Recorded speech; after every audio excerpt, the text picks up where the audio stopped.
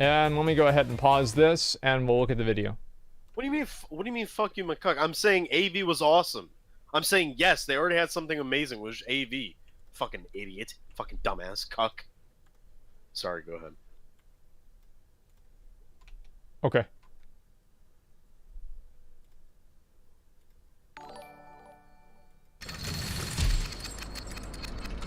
So this is a video called "Some of Asmongold's Thoughts on BFA and Blizzard's Direction for the World of Warcraft." Hey, it's Soul with another video, and I got nothing. I have no notes. I don't really have anything to refer to, but just relatable. A couple minutes ago, I had finished watching a video from Asmongold that talked about, quote, I believe this is quote, the state of Battle for Azeroth. As you know, at least from his perspective.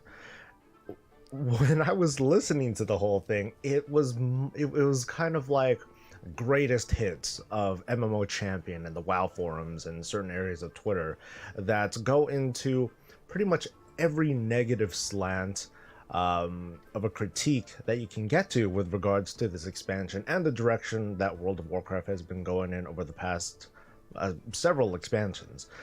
Anyway. Yeah. Okay. And, you know, at first I thought it was like, okay, this is like just kind of a greatest hits thing. And then it went to like this borderline satire because of his suggestion that, hey, you know, we should have like a big suggestion, you know, a big forum just for suggestions and good ideas. And it's something that's going to be very heavily curated by Blizzard in such a way that only the cool ideas will get through. And from those, hopefully, those cool ideas will be translated into something that is actionable, that Blizzard will act on, and we'll be able to see in game at some point in time, whenever it's maybe possible. And I think my head was like just kind of twisting back and forth. I'm like, oh my god, really? He wants this? Blah blah blah. He thinks that. The tone of the video was so hype. Let me pause and just address that point right there. So Blizzard used to have a suggestion forum in the game that already existed. So for him to say it's satire, does that mean that Blizzard was doing it satirically too whenever they actually put it in the game and put it in the actual website? Ooh. So, I mean, like, what do you mean? How's that satire? I mean, the idea that making a forum and talking about it is like that satire or whatever, like, I really don't get that, honestly. I have no idea. It's not satire in any way. I was not being satirical whenever I said that, yes, I think Blizzard should curate and cultivate a way that community can give them feedback on issues. That was not satirical. That was a legitimate opinion. Hyperbolic and negative and all that it's so easy for me to just be like, dude, I totally disagree with. So the hyperbolic, how much do you guys want to bet that there's not ever going to be a qualification where he actually qualifies a point that I made as hyperbolic, but he's just going to say that I'm being hyperbolic without ever actually defining hyperbolic and how it actually fits into my video? That seems to be a trend. I would say the chances are pretty high, but we'll see what happens. Every point. However, I don't. Everything that he says is true. The exception is the way the exception is in fact the tone and the way it comes off. And so the video is good, you just don't like the way I said it. What went on there that kind of bothered me was that there wasn't a lot of acknowledgement or any acknowledgement of how other players feel. It's his opinion, and it's coming from and it's coming from him. That's cool. Yeah. The parts that threw me off where he was like, oh, well, I'm basing my opinion on what I see on other forums and Twitter and such. So that influences that opinion. Yeah. So I guess what I'm here to do today is kind of carry on for a little bit, hopefully not for half an hour, but I wanted to carry on about my perspective on this, how I see this, and while I do identify these kinds of issues that he has as well, I see it differently, and I don't see it to be as bad as one would think. He claims he says that he. So basically, he's saying that I'm being hyperbolic. He's saying that my tone is bad, and in my opinion, like, yeah, it was an emotional tone. It was a more elevated tone because I want the video to be engaging, right? If I talk with a monotone voice, I can do that about anything. But it's not engaging or interesting for people to listen to because it's boring. I think being interesting is better than being boring, even if you do throw some people off that want to have everything in a monotone.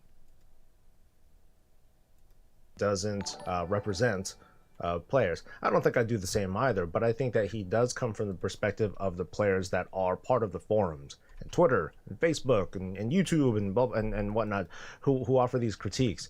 And I feel like I have no idea, I probably don't, but I feel like I represent those who just don't talk, those who just speak with their wallets. So how can you say that I have a bad idea and it's bad for me to say that I speak for people whenever you're now saying that you speak for other people that don't talk? How can you speak for somebody that's not telling you what they think? At least I can have a quantitative way to say that there are people that agree with me by listening to the things that they're saying on the forums. But if you're saying that you're speaking for some sort of a silent majority, there's no way for you to know that or do that, because it's impossible for you to be able to quantify that in any sort of a way because of the nature of it being silent. Who just hang out in game and kind of do their own thing and just go and do their day by day, and don't really look at the news, the forums. They don't watch these videos or any videos. One of the big arguments that's been being thrown around ever since Legion or so is the idea of, well, the design decisions that Blizzard is making is all about increasing playtime and getting people to stay subscribed for as long as possible. Increase those monthly active users, and that's right. That's all that matters. And in my opinion, it's a valid critique, but it refuses to acknowledge how things were before and how this is just a redressed version of what feels like almost the same thing. There is a big difference. But the way that I see that particular argument, to me, it doesn't hold any water at all. The idea of using these convoluted systems just for the sake of prolonging subscription time, or enticing players to log back in and do stuff, to me, that doesn't make a whole lot of sense, because I would think it doesn't make sense. It makes dollars. Myself, the immediate response that I have to seeing something like that is to suggest, well, if Blizzard really wanted to increase sub time and online time and whatnot, then they would do something much more subtle, such as not bother with the idea of being able to switch specs and have your primary stats change. Azeroth gear. They would have removed that. They would have said, oh, it's not fun somehow, so we're going to take that out. Or they would have lowered the drop rate on certain gear. They would have lowered the number of pieces of gear that dropped in a raid. It would have They indirectly have done that by creating Titan Forging and War Forging. 40 people would go into a raid and only two or so pieces of gear would drop per boss kill. Kind of sucks. They would go back to... So what they've done instead, like what he's saying is, yes, obviously people do get more gear nowadays, and getting more gear nowadays does not necessarily correlate to there being, like more rewards in a way. Whenever you create Titan Forge gear or whatever, basically back in the day, whenever you got a piece of gear, that was like the best piece of gear that you could get. That was the best version of the piece of gear you could get. Now they've created infinitely, not really infinitely, but like 100 different versions of a piece of gear that you can obtain, and because of that, you're never able to actually get the piece of gear that you're trying to obtain. So to make a 1-1 comparison between the amount of times that you can get like a best in slot piece of gear back in vanilla, or like Burning Crusade, or even Cataclysm, to now is incorrect because of the way the Titan Forging and War Forging system works, and the end game and the end goal is not necessarily to get the gear, it's to get the best version of the gear, which is never attainable now.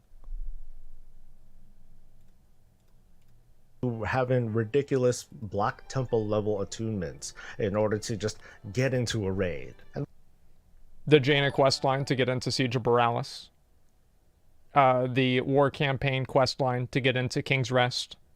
Was it as hard as the Black Temple attunement? No, it wasn't, but there are still different things that are just like that.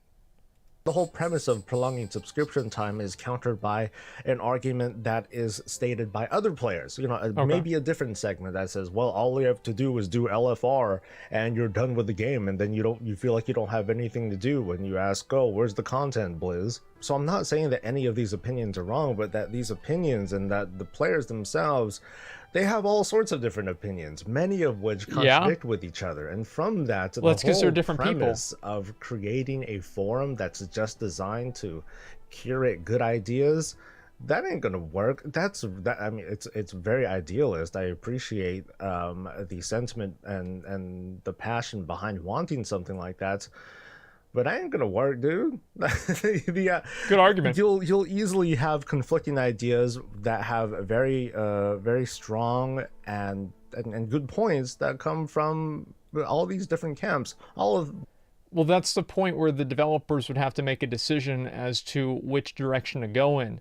But the idea is to have the conversation occur so the developers can get more insight into the way the community feels and have them be able to explain why they feel that way.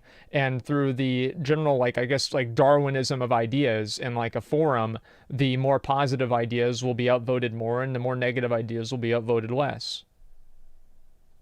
Which will probably contradict with each other, and I don't think anything great is going to come out of it. I mean, it's a great thing for Blizzard to look at and be like, okay, they got some good ideas there.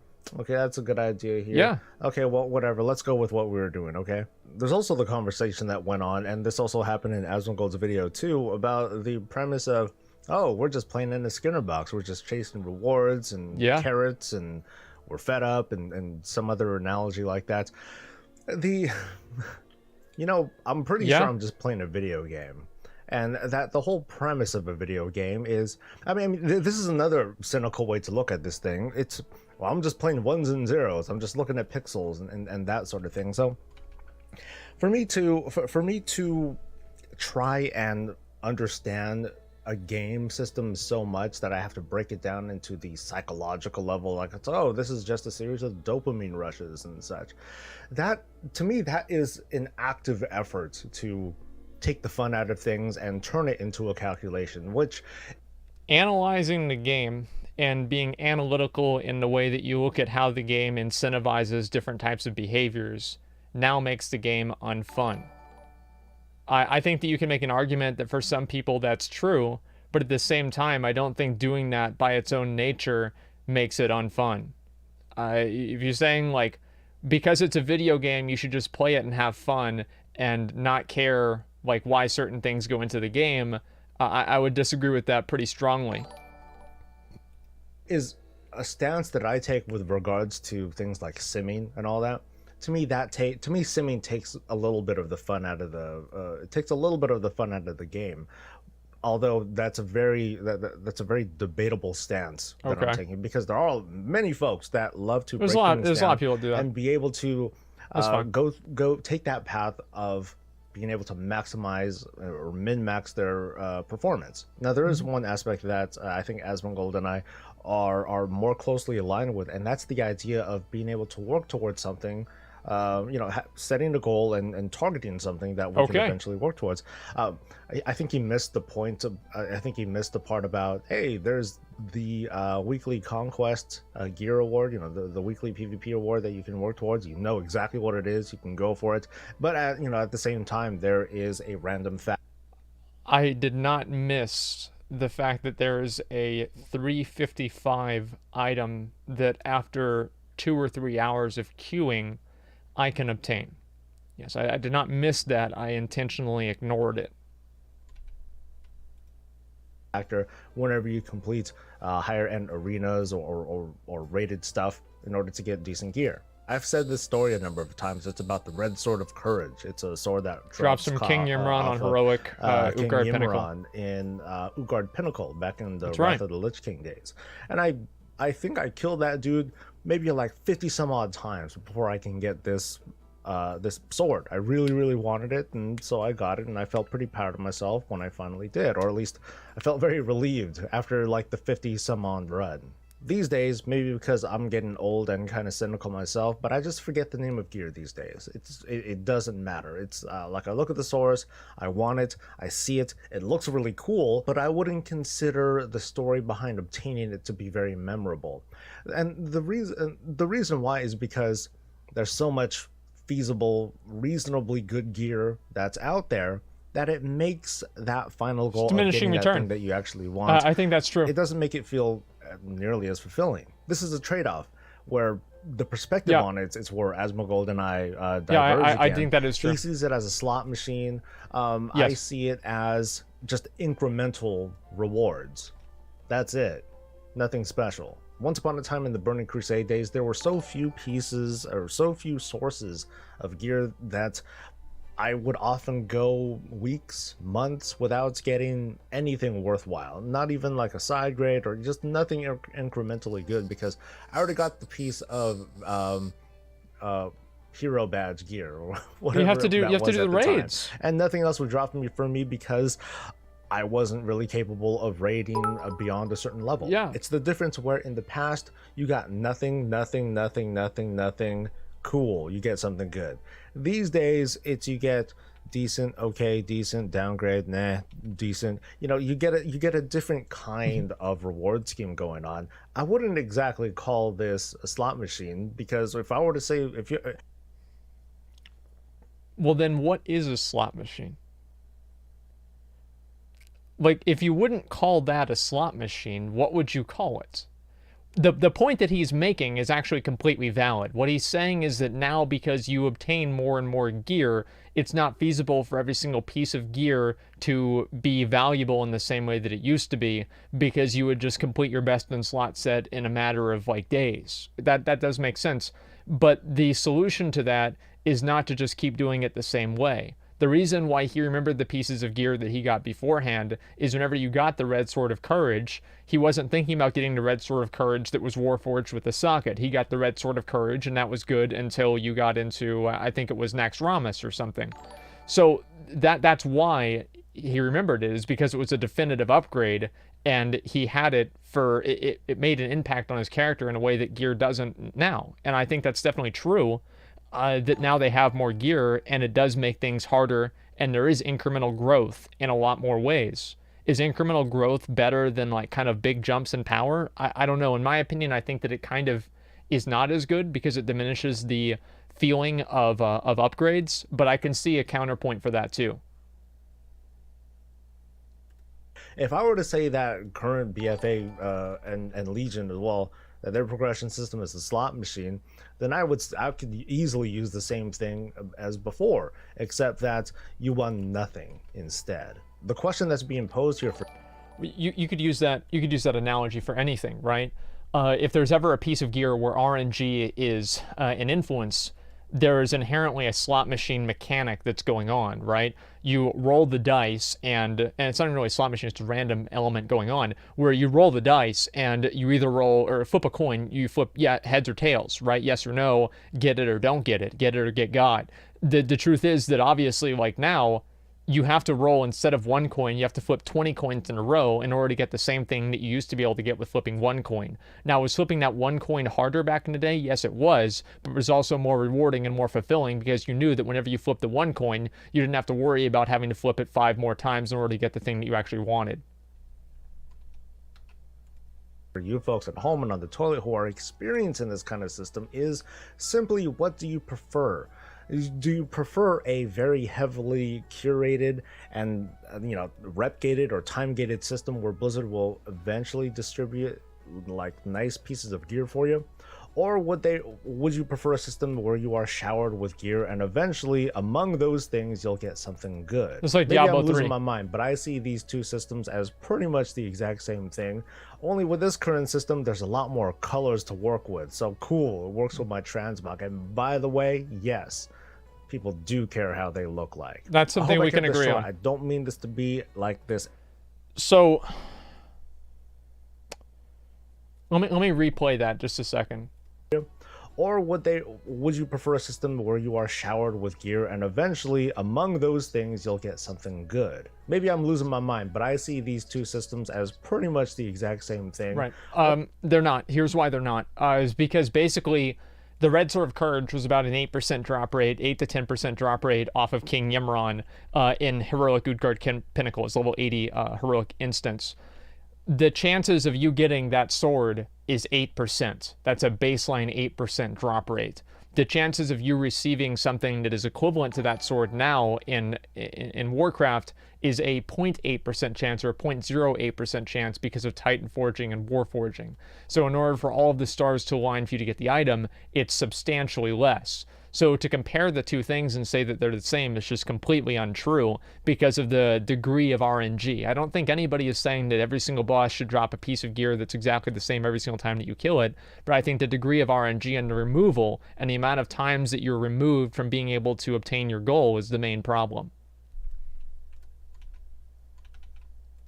Only with this current system, there's a lot more colors to work with. So cool, it works with my transmog. And by the way, yes, people do care how they look like. I hope I kept this short. I don't mean this to be like this anti-Asmongold, you know, I disagree with you sort of thing, because he's saying a lot of the same things that I'm saying. It's just that the conclusions that we come to are very different. But where do you stand in all of this? For those of you who did watch that Asmongold video and talked and saw stuff about this suggestion forum, do you really believe that the most talkative of WoW should be dictating the game over those who don't talk, or even developers who are actually making the game have the lead? No. See, he misrepresented my position. And so, no, of course not. So you have to make two assumptions there. Number one is that's the thing that I wanted. Number two is that the people that are more talkative, their interests are opposed to the people who don't talk. I think that oftentimes for every person that does say something, there's 20 or 50 or 100 people who say nothing but just agree. Right? And so like that only makes sense, like the way that he's like presenting it, if you're saying that those two groups have different interests. Legion and BFA systems turn this game into a slot machine, or is this just a redressed version of what we've been experiencing this entire time? And lastly, Nomi sucks. Am I right? Right? That's all I got for today. So share your thoughts and stay breezy.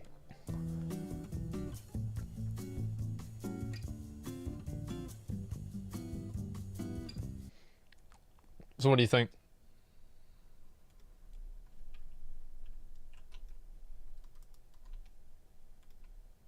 Yo, McConnell, what do you think? Huh? About what? The video. I didn't watch it. But you listened to it, right? No. Really? What happened? He said that I was wrong. Well, I don't need to watch a video to know you're not wrong. The guy's an idiot. Well, I mean, like, so he's basically... All right. So as I said before, was there a point where he made an example of me being hyperbolic? No. There was. Actually, I would say it was the opposite. I think that he was being hyperbolic at the end by taking my argument to, like, an illogical conclusion, which is not really what I was saying at all. So I don't know, man. It's the same thing, man. I made 0 points. Yeah. Do what? Yeah, man. Yeah, I don't get it at all. 12 minutes waste, no solutions, worthwhile ideas, dividing community for good boy Blizzard coins. Well, I think really, I think he was really trying to just like play the middle of the road, right? And he was like he was trying very hard to like not be, what's like really the word for it? Not be controversial. I think that was like his main focus. And he was saying basically, if I'm trying to evaluate the game on a psychological level, that I'm wrong because it's a game. I don't know. I think like everything about it's just wrong. I don't know. Provide an example, like 1 out of his 10 points. Well, yeah.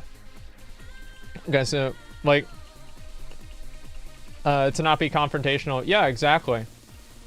Oh, I don't want to kick this guy out because he's AFK, man. Like, actually, maybe we should kick that guy out if he's AFK, man. AFKing in Warfronts, bro, like, that's toxic. Who the fuck? A real scumbag to go AFK. Yeah, who the fuck would do that? Absolutely ridiculous. Let's see. Preach, roasted your whole gameplay. Wait, what? Oh, during the expeditions? Yeah, I wasn't really doing too well on those. I was fucking around. Take care, man? Yeah. Chat just sounds like a white knight community with no opinions about the matter. Well, no, I mean, like, so... Is it just like that? I mean, is that another... Am I being hyperbolic again? Like, what is it with people and, like, not being able to say what they think? Like, I don't get it. I hate these middle-of-the-road people. Like, oh, well, I mean, I agree with... Take a stance, man. Take a stance. Have an opinion about something, man. You're pathetic. Stop being a cuck all the time. Just tell people what you think, man. I think that they're just trying to like to hide their positions because they don't want to alienate anybody. They just want to play the middle of the road the whole time. It's boring to me. Like, I don't think it's not productive either.